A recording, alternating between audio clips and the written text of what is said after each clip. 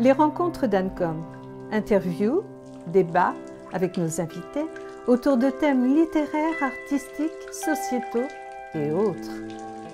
En direct du Gai Moulin Bistrot.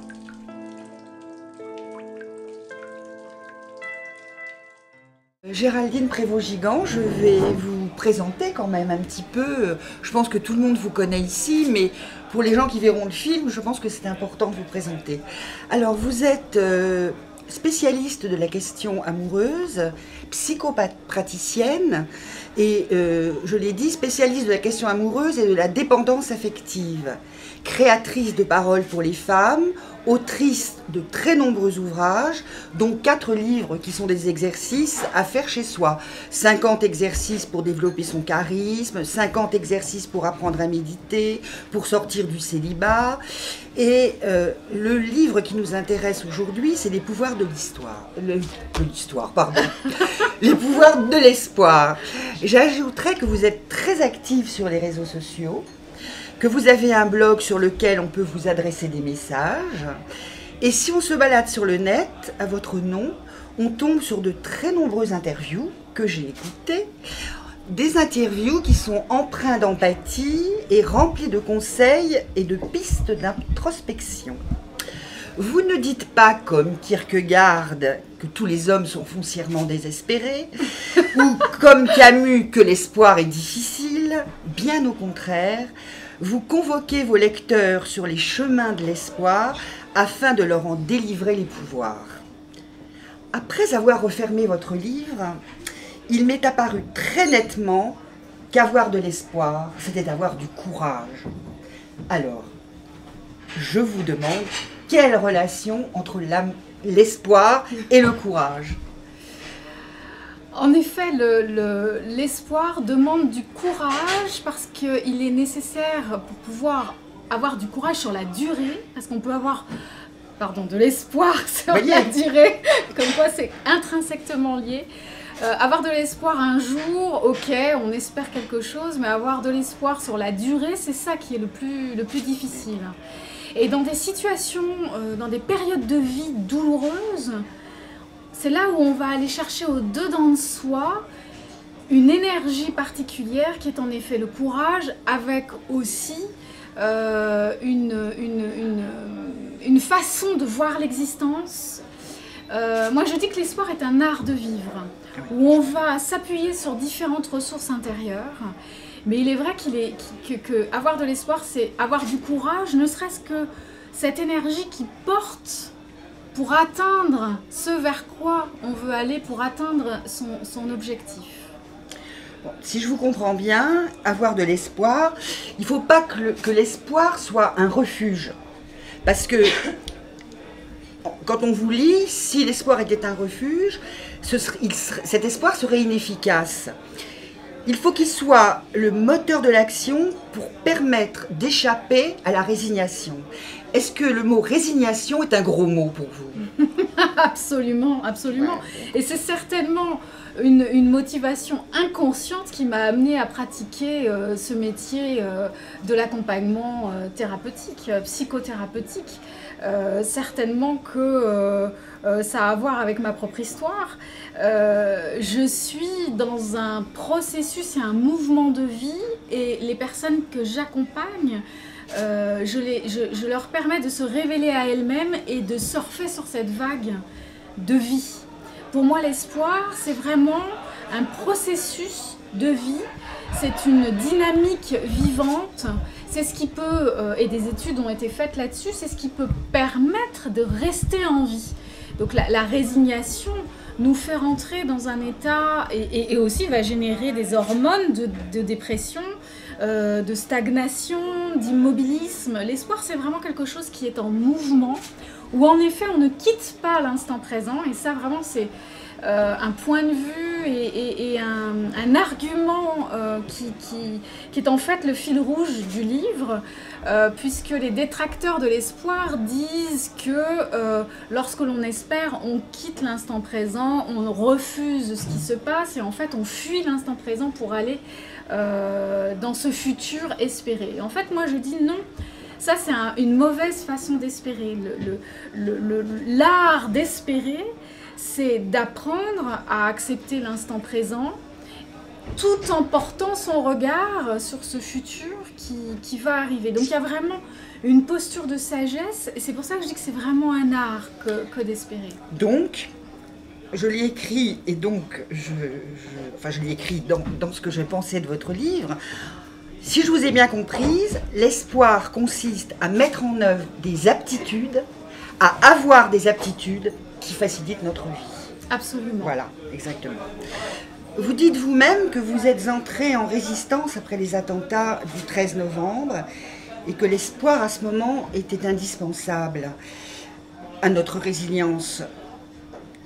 Et qu'espérer, c'est plus qu'un besoin, c'est un devoir. Absolument. Alors, comment avez-vous fait à ce moment-là? Parce que ce moment de vie, il y a eu l'espoir collectif, je veux bien. Il y a eu toute une vague de sympathie, enfin, c'était extraordinaire d'ailleurs, ce moment de vie que nous avons vécu à Paris. En revanche, je ne pense pas que cette vague est allée atteindre les parents de gens qui avaient perdu des enfants au Bataclan, vous voyez. Donc cette vague d'espoir, elle peut être par moments, elle peut soulever des montagnes, mais elle peut rester lettre morte aussi. Alors, qu'est-ce qu'on fait dans ces cas-là? Moi, l'idée de ce livre a émergé le lendemain des attentats, quand j'ai reçu un groupe de parole dans mon cabinet. Et pendant 1 heure, le sujet n'est pas apparu, c'est-à-dire que les personnes parlaient de toute autre chose. Donc il y avait vraiment un mécanisme de fuite. On était vraiment là dans ce qu'on appelle le déni. Et à un moment donné, quelqu'un a commencé sur la pointe des pieds, a commencé vraiment à demi-mot à évoquer ce qui s'était passé. En s'excusant presque. Presque. Ensuite, la parole s'est libérée et je me suis aperçue qu'il y avait cet abattement, ce choc, dû au choc, et cette perte d'espoir. Et c'est là que je me suis dit, en France, on n'est pas très à l'aise avec la notion d'espoir. Et c'est là que j'ai décidé d'écrire ce livre. Mais il y a des moments où il ne faut pas espérer trop tôt. Il y a la période de deuil, il y a d'abord le choc, si on parle donc des attentats ou d'événements comme ça. Il y a le choc, il y a la nécessité de traverser en fait certaines étapes. Et l'espoir vient ensuite. C'est ce que j'ai ensuite observé, réfléchi. Après ma première réaction, j'ai commencé à m'interroger et j'ai observé aussi l'évolution individuelle et collective, comme vous en parlez. Et je pense qu'en effet, il y a un processus.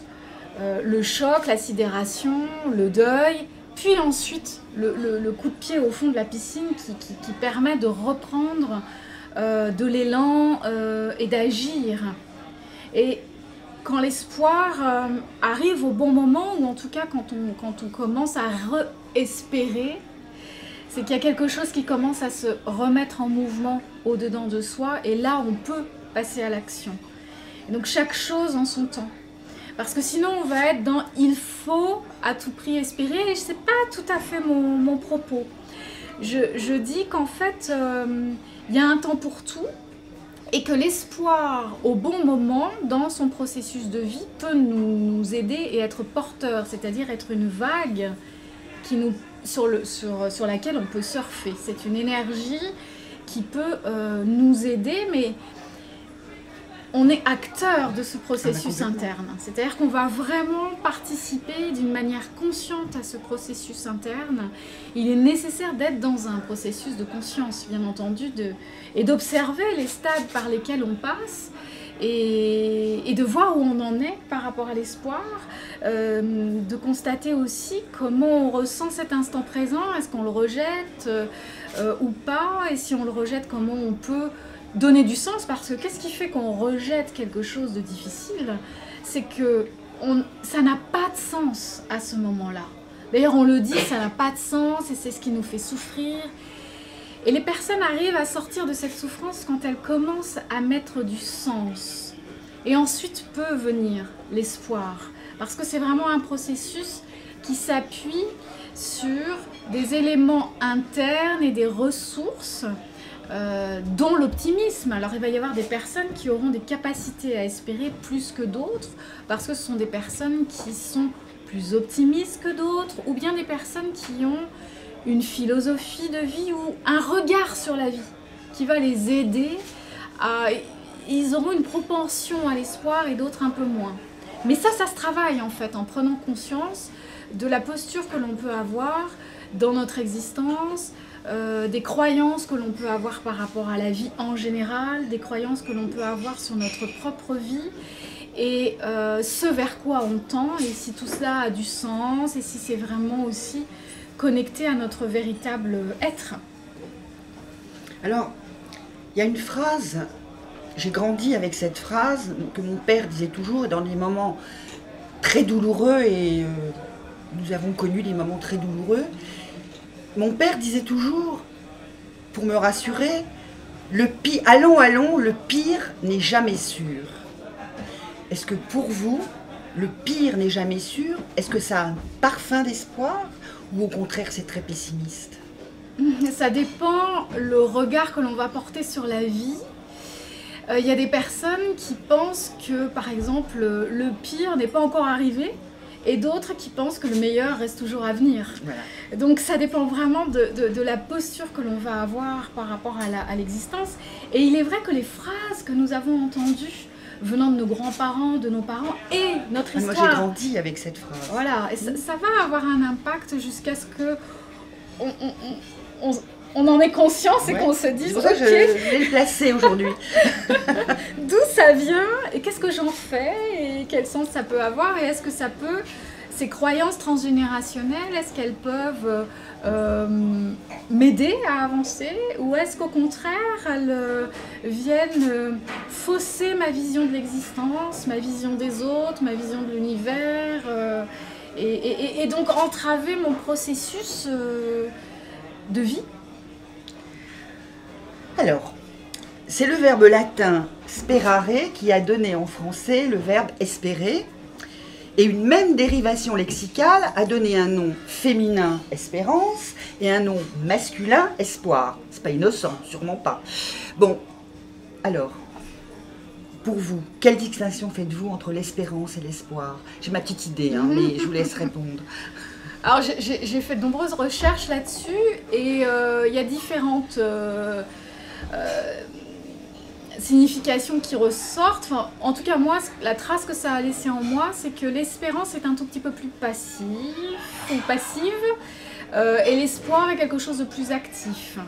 On peut être dans cette espérance qui est quelque chose de plus en mode réceptivité, et l'espoir, et c'est ce que j'invite d'ailleurs à pratiquer dans mon livre, est une action, c'est-à-dire je ne vais pas forcément poser des actes, mais en tout cas je vais être acteur, je suis actrice de ma vie, parce que je vais choisir d'aller ici ou là, je vais choisir d'aimer telle personne et pas telle autre, de m'en rapprocher de ceci ou de cela, et ça va donner une direction à mon existence. Donc je suis actrice de l'orientation que je vais donner à ma vie, et je suis aussi actrice de comment, ce que je fais de la vie, ce que je fais de ce qu'on me fait. Oui. Sans citer Sartre, oui. Mais voilà. Oui, mais enfin bon, on est un peu obligé aussi. Hein. Et donc, finalement, pas à chaque instant, mais presque, nous sommes acteurs et actrices de notre existence, et nous sommes en capacité de choisir d'espérer ou de choisir de ne pas avoir d'espoir. Ah oui, avoir de l'espoir, en fait, c'est agir, parce que vous faites l'écho d'une croyance répandue selon laquelle certains d'entre nous auraient la baraka et d'autres la poisse, répondant à une vision quand même victimisante du monde. En fait, les chanceux n'ont pas tant la chance que le courage d'accepter la malchance et de rebondir après l'épreuve. Ils acceptent et ils agissent, donc on en vient toujours au même point. Cela va avec le courage, avoir de l'espoir c'est agir, hein. On est bien d'accord. Absolument. D'accord. Mais alors, que deviennent les gens qui ont eu le courage d'espérer, qui ont lutté pendant des années, animés par un désir de guérison? Je ne parle pas de la guérison de soi, parce qu'on sait très bien que si on a de l'espoir, la guérison, peut-être qu'elle ne viendra pas, mais en général, ça aide beaucoup le patient. Mais quand la guérison n'arrive pas et que nous devons être acteurs d'un autre mode de pensée, qui est le mode de pensée de la personne que nous aimons, qui est malade, qui s'enfonce dans la maladie, et qu'on est incapable de mettre en œuvre la moindre action, que cette personne est incapable de mettre en œuvre la moindre action ou pensée positive, que cette personne est totalement rétive à nos propres messages d'espoir. Qu'est-ce qu'on fait à ce moment-là? C'est ça le problème. Parce que pour soi, oui, mais quand c'est pour les autres, c'est là que c'est très difficile. Alors justement, j'ai traversé moi-même une épreuve à la fin de la rédaction de ce livre. Et cette épreuve est arrivée au moment où j'ai eu à lire les épreuves du livre, comme par hasard, c'est le même mot. Et j'ai relu donc mon livre. Voilà, les épreuves, c'est ce qu'on nous donne pour repérer s'il y a des coquilles. Et c'est vraiment la phase finale avant l'impression. Et j'étais dans une période de vie où ma mère était condamnée à mourir. Et où ça ne faisait aucun doute puisqu'elle avait une tumeur cérébrale. Et à l'âge qu'elle avait, voilà, il n'y avait aucun espoir. Et la relecture de ce livre, c'est comme si je m'étais parlé à travers le temps à moi-même. Ça a été vraiment une expérience absolument extraordinaire. Ça a été un peu un livre qui a traversé le temps. Bon, j'ai une fascination pour la notion de temps en plus. J'ai eu vraiment l'impression que ce livre était prémonitoire et que je me l'étais écrit. Oui, pour porter de l'aide à cette Géraldine du futur, d'un futur pas très lointain, puisque c'était, je ne sais pas, 6 mois plus tard, à peu près, 6-10 mois plus tard, entre l'écriture et la lecture des épreuves. Et donc, j'ai pu épuiser l'énergie dont j'avais besoin pour pouvoir traverser cette épreuve. J'étais vraiment dans l'acceptation de cette épreuve. Et il y avait ma mère à accompagner dans cette fin d'existence, où il n'y avait plus d'espoir de vie possible. Et j'ai traversé différentes étapes et différentes phases, bien entendu. Il y a eu un moment donné où le traitement a fait qu'elle allait mieux, donc tout le monde avait de l'espoir, moi, elle, les médecins, alors que... C'était le mieux-être de la fin. En fait. Statistiquement, voilà, c'était qu'une prolongation qui n'a pas duré très longtemps.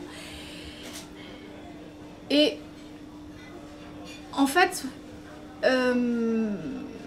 l'espoir n'était pas dans notre échange à toutes les deux à ce moment-là.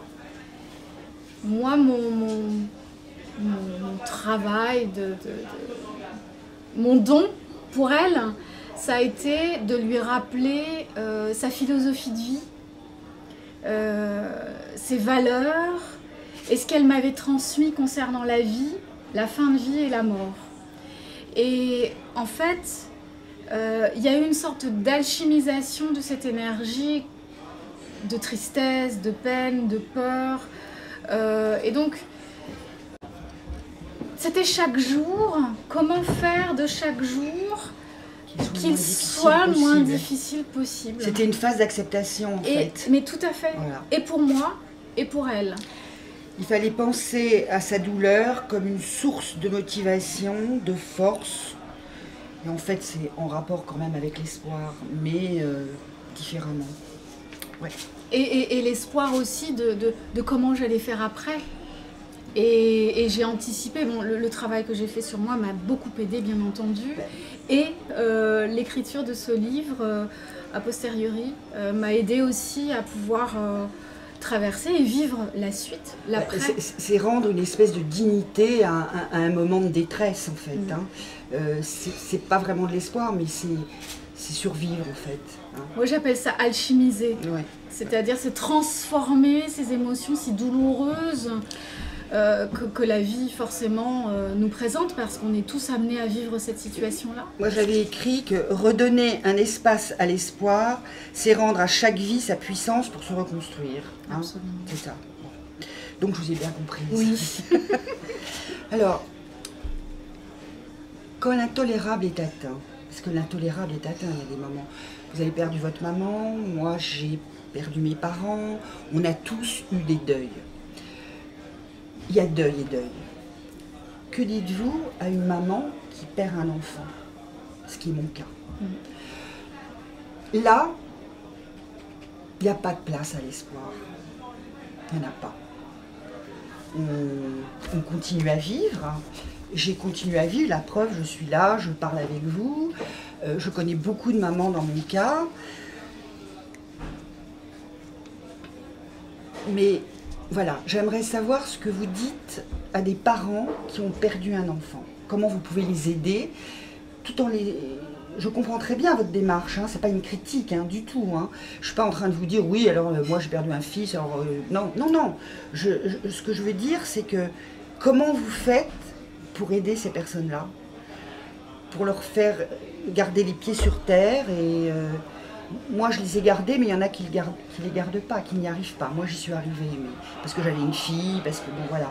Mais vous, comment vous faites pour... Alors, bien entendu, quand des êtres arrivent avec une telle souffrance, une telle blessure, je ne vais pas parler d'espoir, ce serait même indécent. Voilà. Et toute ma pratique est d'accueillir l'autre là où il en est, avec ce qu'il est, et avec son histoire et avec sa souffrance. Cet accueil, cette posture d'accueil que je vais avoir va aider cet autre à s'accueillir lui-même. Et aider cet autre aussi à pouvoir exprimer, trouver les mots. Et dans cet espace de confiance, la personne que je vais accompagner va traverser les différentes phases de la souffrance, du deuil, de cette blessure qu'on aura toujours avec ces souffrances-là. Mais je vais respecter son rythme et veiller à ce que la personne ne s'enferme pas dans une des phases du processus. Et surtout, ne pas lui dire « il faut faire votre deuil ». Parce qu'alors, c'est une phrase que je ne supporte pas, « il faut faire son deuil ». Ben non. On fait le deuil d'une personne âgée, mais pas d'un enfant. On ne fait jamais son deuil. Bon voilà, d'accord. Et il faut déjà, n'est pas dans mon vocabulaire. Et parce que de toute façon, ce n'est pas une question de volonté. C'est une question de processus intérieur. Voilà. Et donc, quelle que soit la souffrance, je me cale par rapport à là où en est la personne. Et je ne vais pas, moi, estimer que là, maintenant, il faut que... Je vais être à l'écoute de cette personne pour pouvoir l'emmener tout doucement, en respectant son rythme, pouvoir l'emmener vers un mieux-être, le mieux-être qu'elle désire, pas que je désire parce que je pense que c'est ça qu'il faut. Ça c'est très important, en tout cas moi c'est en tout cas le point central de ma philosophie d'accompagnement. C'est vraiment de me caler à la personnalité, à sa culture, à son histoire, à tout ce qu'elle est, et l'accompagner, mais vraiment c'est parfois au millimètre près de respecter son rythme. Et de veiller à ce que, comme je le disais, à ce qu'il n'y ait pas cet enlisement dans une des phases. Parce que c'est là que les choses s'enquistent et que vraiment la personne peut rentrer dans un processus de souffrance infinie. Et donc de juste une phrase au bon moment va ouvrir quelque chose en la personne. Elle reçoit cette phrase et elle en fait ce qu'elle en fait. C'est sa liberté.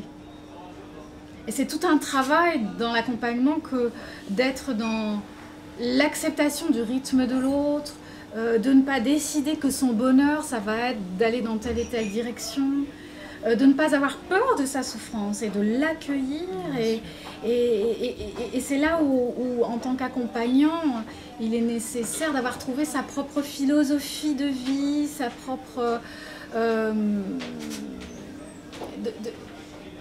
d'oser regarder la souffrance de l'autre et d'avoir cette compassion. Compassion, c'est souffrir avec,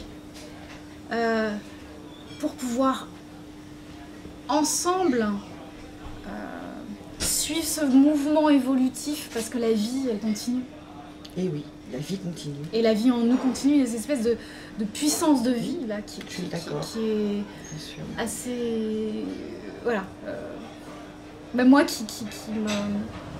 chaque jour me fascine, et qui est assez mystérieuse. Alors, à propos de ce... puisque vous employez le mot mystérieux, moi, il y a un écrivain que j'aime beaucoup qui est Pavese.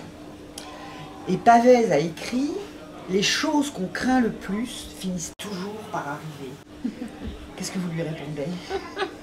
Sacré Pavese. Mais c'est pas vraiment un rigolo. Non, hein, il n'y a pas toujours... Non, c'est mais quel le écrivain souvenir que j'en ai, oui. J'adore Pavese. Et oui. C'est quelque chose que j'entends parfois dans le cabinet de psychothérapie. Et je n'hésite pas dans ces cas-là à ce qu'on regarde ensemble ce que la personne redoute. Ça fait partie d'une croyance, c'est une croyance qui peut s'avérer juste, qui peut s'avérer fausse, sans quoi on croit a quand même tendance à nous orienter. Je pense qu'il faut regarder ses peurs. Il faut regarder ses peurs et parfois les démanteler.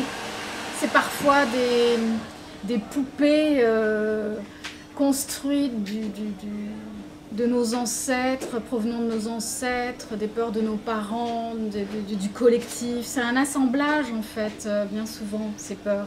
Et de les démanteler permet d'avoir moins peur, de comprendre d'où ça vient. Et je pense que c'est vraiment une gymnastique et un entraînement de posture que l'on va avoir par rapport à la vie. Voilà une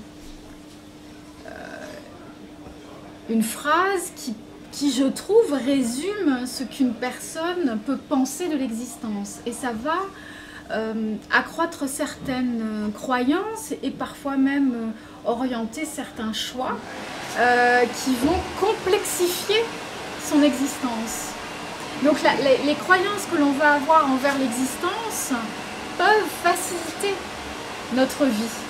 Donc vous avez l'espoir de sortir cette personne qui va penser ça, vous avez vous l'espoir de la sortir de cette croyance? Ah je vais ouvrir des petites portes, des petites fenêtres qui vont laisser rentrer de la lumière. Après, elle prend pas.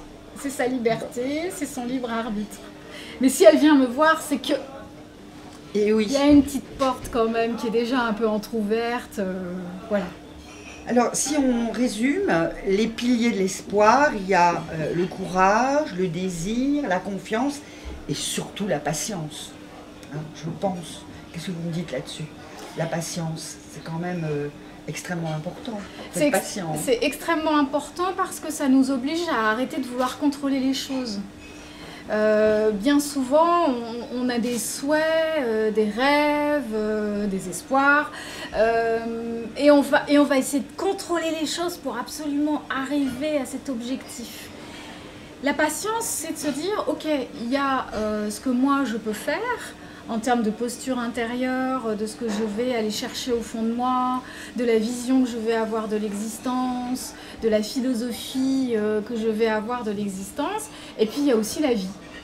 Et donc la patience pour moi, c'est cet équilibre qui est un équilibre entre ce que je peux faire et l'acceptation que je ne peux pas contrôler, et donc d'être dans cette confiance que les choses vont se dérouler d'une manière ou d'une autre, mais de toute façon, il va se passer quelque chose. Et après, qu'est-ce que moi je vais en faire et est-ce que ça va faciliter le chemin et est-ce que ça va, ou au contraire, est-ce que je vais me compliquer l'existence? Donc l'attente, c'est ce qui détermine l'espoir et peut-être que le mot qui convient le mieux, c'est expectative, vous le dites d'ailleurs. Oui, j'en parle, tout à fait.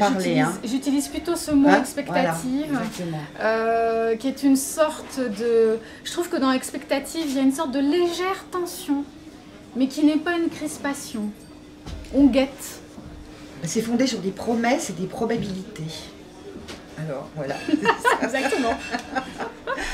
Alors, je voudrais que vous disiez, parce que ça m'intéresse, enfin ça intéresse tout le monde, mais la relation entre espoir et méditation.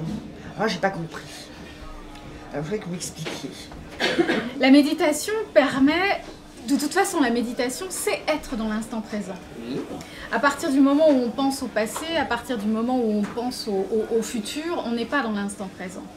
Or, la méditation, c'est le calme mental. Si je pense au passé, si je pense au futur, si je pense que je suis dans une agitation mentale.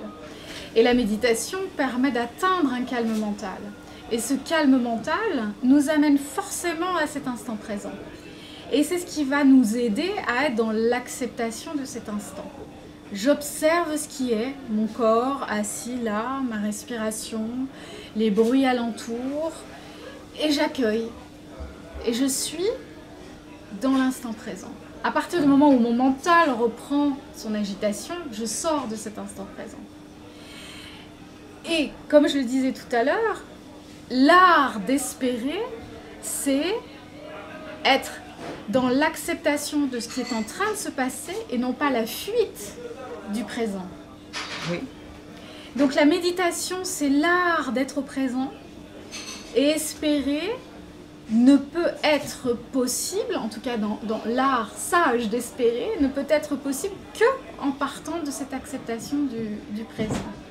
Et ensuite on regarde vers l'avenir, mais on ne fuit pas l'instant présent pour des chimères. Alors, quand on lit votre ouvrage, j'ai lu la bibliographie qui est à la fin de votre ouvrage, qui comporte des figures de la pensée positive ainsi que de nombreuses références de psychologie positive. On en déduit que vous avez délibérément écarté les grands penseurs de l'histoire. On sait qu'en philosophie, les philosophes disent que l'espoir est un trouble. Hein. Donc, voilà. Donc, vous vous adressez surtout à des lecteurs et des lectrices qui sont adeptes de la spiritualité contemporaine. Mais pourquoi quand même avoir mis en quarantaine tous les grands penseurs ? Ah bah la réponse elle est très simple et elle est très pragmatique en fait. C'est que les pouvoirs de l'espoir entrent dans le cadre d'une collection qui est dirigée par Jeanne Siofachin, qui est spécialiste de la psychologie positive. Voilà. Et qui, me connaissant et connaissant ma philosophie de vie et tout ce que je viens de vous raconter, s'est dit je vais demander à Géraldine s'il y a un thème qu'elle aimerait évoquer dans la collection, les pouvoirs de. Donc il y a les pouvoirs de la gratitude avant moi, les pouvoirs de je sais plus quoi, et puis les pouvoirs de l'espoir. D'accord, voilà. voilà. Donc c'est vraiment une collection qui est orientée psychologie positive, qui justement se veut orientée psychologie positive pour ne pas, voilà, parce que ça a déjà été fait et de toute façon je suis psychopraticienne et pas philosophe, mais voilà. c'est vrai que je me suis appuyée sur certains courants parce qu'il fallait quand même partir de cette base de la pensée philosophique en France concernant l'espoir. Donc j'en ai parlé un petit peu pour ensuite emmener le lecteur vers des clés de psychologie positive. Non, c'est très intéressant parce qu'en plus de ça, les gens qui lisent votre livre, ils n'ont pas besoin d'avoir lu Aristote, Camus ou Kierkegaard pour comprendre. Donc c'était une question, vous comprenez pourquoi je vous l'ai posée. Hein. Oui, et c'est vraiment l'idée que ce soit en effet des ouvrages qui soient accessibles au plus grand nombre, évidemment. Et non pas un agrégé de philosophie uniquement. Voilà, évidemment. De toute façon, je pense qu'un agrégé de philosophie, il ne le dirait pas. Non, puis non. Non, mais c'est vrai, c'est vraiment, c'est de la vulgarisation intelligente. Tout à fait. Voilà. Et c'est un support de réflexion. Et moi, en tout cas, chaque livre que j'écris, mon souhait, c'est de transmettre et que ça permette à chacun et à chacune d'être un support de réflexion ou un support dans sa thérapie, si la personne est en thérapie. Pas nécessairement, mais en tout cas un support dans la vie. Voilà, ces ressources extérieures. Puis moi, je suis une amoureuse des livres. Je pense qu'on peut y trouver parfois... Peut-être une amoureuse des livres et une amoureuse des arbres. Oui, c'est vrai. Oui, et alors... Vous savez ça? Eh bien oui, parce que j'ai regardé votre film sur les cèdres du Liban. Et ça m'a fait penser à... pour ça que je vous en parle. Ça m'a fait penser à un très joli livre de comment il s'appelle, prix Nobel de littérature française, qui a écrit Voyage au pays des arbres, Le Clésio. Ah. Voilà. Vous n'avez pas lu ça, Voyage au pays des arbres de Le Clésio, alors que j'adore Le il Clésio. dit il faut apprivoiser les arbres. J'adore. Bon. Et donc, ça m'a fait penser à ça, et je vous invite vraiment à lire ce livre. C'est une nouvelle pour les enfants, déjà des enfants qui sont de 12 ans, vous voyez, mais vraiment c'est un très très joli livre. Et quand j'ai vu votre film Parler au cèdre du Liban, je me suis dit, ah bon, bah elle connaît bien Le Clésio, mais non, dommage. J'adore Le Clésio, bah, mais oui, j'ai pas lu celui-là, en effet. Mais c'est une petite nouvelle pour les enfants. Ça peut être c'est très très beau. Une ressource. Très, très beau. Voilà, moi j'ai fini, mais si vous avez d'autres choses à dire que je n'ai pas soulevées, je vous laisse. Ah bah non, on a vraiment un grand merci Dominique, parce que vraiment vous m'avez permis de m'exprimer sur des points essentiels. Et notamment sur des aspects que je n'ai pas abordés au cours des interviews diverses et variées que j'ai pu avoir dans les médias. Et donc vraiment ça, je tiens vraiment à vous remercier pour ça. Oui, voilà, vraiment j'ai beaucoup apprécié. Et on peut remercier Anne-Marie. Mesdames, nous vous remercions beaucoup. Nous allons passer une séance de dédicace et on vous applaudit.